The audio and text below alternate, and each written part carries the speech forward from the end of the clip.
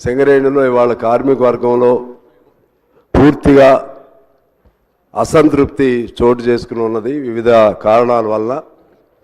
వీటిని సరిదిద్దటానికి ప్రభుత్వం సంబంధిత మంత్రులు కానీ లేదా ఆ ప్రాంతంలో సింగరేణి కార్మికులతో సంబంధం ఉన్న నియోజకవర్గాల ప్రతినిధులు కానీ వాళ్ళందరితో కలిసి ఒక మీటింగ్ ముఖ్యమంత్రి గారే స్వయాన ఏర్పాటు చేస్తే ఆ సమస్యలకు పరిష్కారం లభిస్తుంది.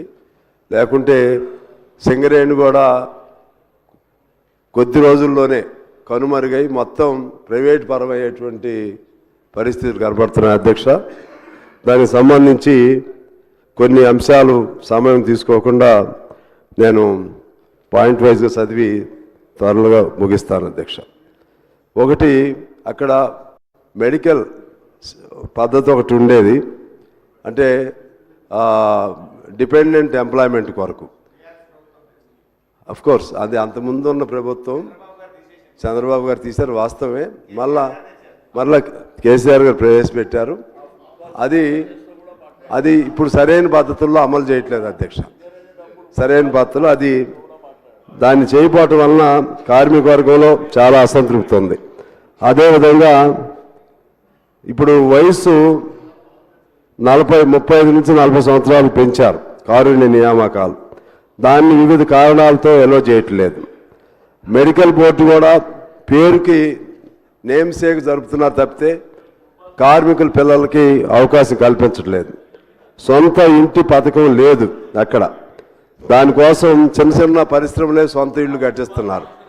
అలాగే మారు పేర్ల సమస్య పరిష్కారం. మారు పేర్లతో ఆ రోజుల్లో ఎక్కేవాళ్ళు, వాళ్ళ పిల్లలు ఇవాళ అన్యాయం అవుతున్నారు, వాళ్ళకి అవకాశం కల్పించాలి.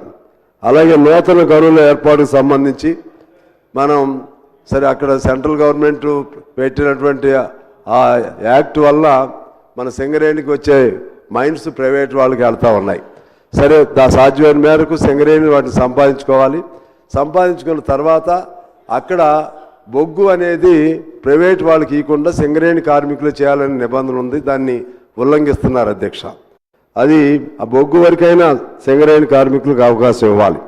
అలాగే సింగరేణికి దాదాపు 43,000 కోట్ల బకాయిలు జెన్కో సంస్థ ఉంది అధ్యక్ష. దాన్ని ఏదో ఒకటి పరిష్కారం చేయాల్సినటువంటి అవసరం ఉంది. అలాగే సింగరేణి కార్మికులకు సంబంధించి పెర్క్స్ అని ఉంటుంది అధ్యక్ష. దానిపైన కోల్ ఇండియాలో వాళ్ళకి ట్యాక్స్ రిఫండ్ చేస్తున్నారు, మన దగ్గర లేదు అధ్యక్ష.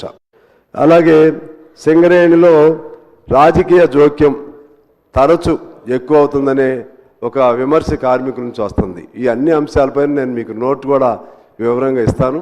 దానిపైన ప్రభుత్వం సీరియస్గా ఆలోచన చేసి ఆ సమస్యలను పరిష్కరిస్తే మనకున్నటువంటి ఏకైక అతిపెద్ద ప్రభుత్వ రంగ సంస్థ అది. దాన్ని కాపాడుకోవచ్చని తెలియజేస్తూ మీకు ధన్యవాదాలతో సెలవు అధ్యక్ష. శ్రీ కౌశిక్ రెడ్డి గారు.